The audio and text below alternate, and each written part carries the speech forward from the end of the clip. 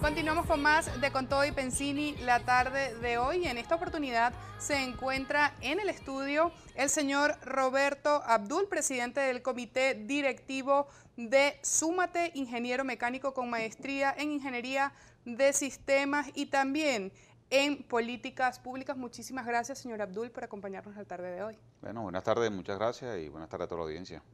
Señor Abdul, uno de los aspectos o de los elementos que llama la atención de cara a la contienda de este próximo domingo es la participación, que en un principio pues se marcaba, iba a ser un poco baja, tomando como referencia también antecedentes de nuestro país. Sin embargo, todos los estudios recientes indican que va a haber una importante participación que supera el 50 y llega incluso al 60%. ¿Cuál es la lectura que se le da desde Súmate a estas medias? Bueno, sí, esperemos que la mayor cantidad de personas posible participen el próximo domingo en la elección, es decir, creo que es una responsabilidad como venezolanos, es decir, con nosotros, con nuestra familia, con el país en general, participar en las elecciones más allá de las discusiones que se pueden venir dando, digamos, ante la opinión pública nacional, las redes sociales en las últimas semanas, ¿no? El derecho al voto es un derecho pues, que tenemos, un derecho irrenunciable y además, como nosotros siempre decimos, la mejor manera de defenderlo es ejerciéndolo. En ese sentido, pues bueno, hablar de cifras hoy en día, digamos, hay un análisis histórico, es decir, se espera y la expectativa es que pueda estar entre el 60 y el 65%. Algunos estudios de opinión ya reflejan cifras en torno a esos números, pero recordemos pues que los estudios de opinión son fotografías que se toman, es decir, en un momento que hace un corte, donde se hace una proyección nacional de lo que puede ser, es decir, la opinión de los venezolanos en este caso.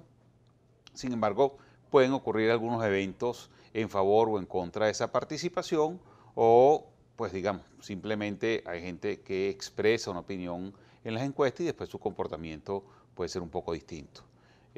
Yo sí quisiera recordar algunos eventos, es decir, yo digo que un poco estamos en una especie de déjà vu, algunos eventos que se vienen repitiendo, no exactamente iguales, obviamente, pero recordemos en el año 2004, la oposición, es decir, inicialmente había ganado unas 7 u 8 gobernaciones en el año 2000.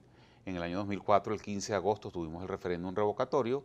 Posteriormente, se decidió adelantar las elecciones de gobernadores para octubre de ese mismo año. Es decir, vemos hasta ahí una coincidencia de alguna manera en los meses y la duración en cuanto al periodo después del referéndum revocatorio hasta la fecha que se adelantó la elección. Es decir, fue del 15 de agosto al 31 de octubre.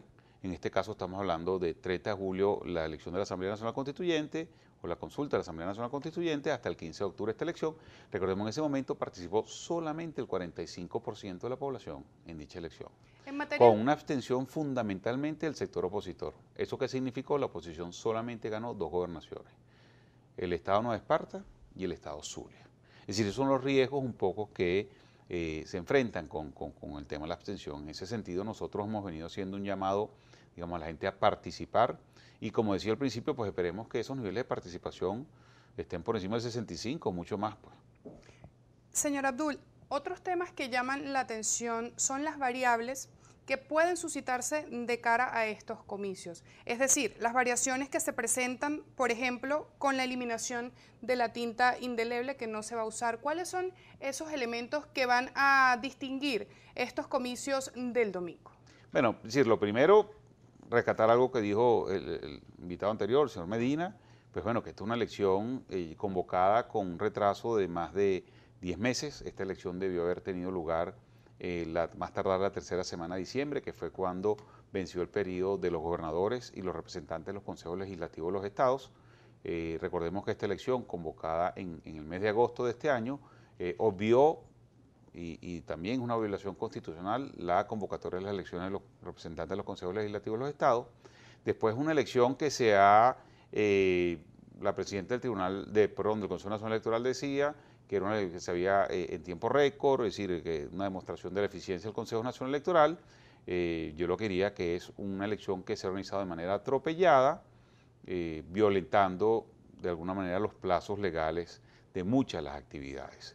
Recordemos recientemente, es decir, no tenemos un mes desde que fue publicado el cronograma oficial de este proceso se publicó el 13 de septiembre pasado, justo, vamos a decir, un mes y 2 días previos a la elección. Normalmente la elección se convoca con 6 meses de anticipación y apenas se hace la convocatoria, viene la publicación del cronograma. En este cronograma, en otras cosas, tenía una sección importante que se llamaba actividades previas, donde una vez se publicó el 13 de septiembre, 3 días después de las elecciones primarias de la oposición, pues bueno, ya se decían que las sustituciones habían sido el 16 de agosto, 4 días, tema de la 4 sustitución. días después de la convocatoria. Es decir, la convocatoria se hizo el 12 de agosto y se puso como fecha la convocatoria oficial, y el 16 de agosto fue el tope para hacer las sustituciones, siendo el 13 y el 14 los días para inscripción, 15 y 16 impugnaciones, y 16 de agosto cierre de las sustituciones. Pero eso se supo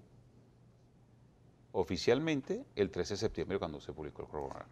Y a esto la presidenta del Consejo Nacional Electoral ha asegurado pues que ya se ha cumplido con los plazos, que ya todo está listo, que ya el sistema de las máquinas está listo, pero ¿cómo es visto el tema de la sustitución de los candidatos que, recordemos, a través de las primarias se eligieron por parte de la Mesa de la Unidad Democrática, por parte del electorado? ¿Cómo ve el electorado el hecho de que no sean sustituidos los candidatos que ya definitivamente no van a participar en los comicios? Yo creo que primero es una burla y un irrespeto a los electores. Es tratar de jugar con la voluntad de los electores al tratar de confundirlos. El Consejo Nacional Electoral, su espíritu debería ser facilitar y respetar y tratar de canalizar esa voluntad de los electores. Aquí lo que estamos viendo es cómo se pretende o se aspira a burlar. Es importante en ese sentido que todos los electores verifiquen no solamente sus datos en en la página del Consejo Nacional Electoral, que es www.cne.gov.be, o al 0800 Votemos. También pueden enviar un mensaje de texto al 2637 solamente con su cédula de identidad, donde recibirán la información en qué centro les corresponde votar, pero también les hacemos un llamado que verifiquen cuáles son las tarjetas por las que puede votar en cada uno de sus estados por los candidatos de su preferencia. Eso es importante para tratar de canalizar los votos a aquellos candidatos que son los que realmente están participando en lo que respecta a la mesa de la Unidad Democrática, a las organizaciones que se agrupan en la mesa de la Unidad Democrática. Y en ese sentido, pues bueno, insisto, yo creo que es una violación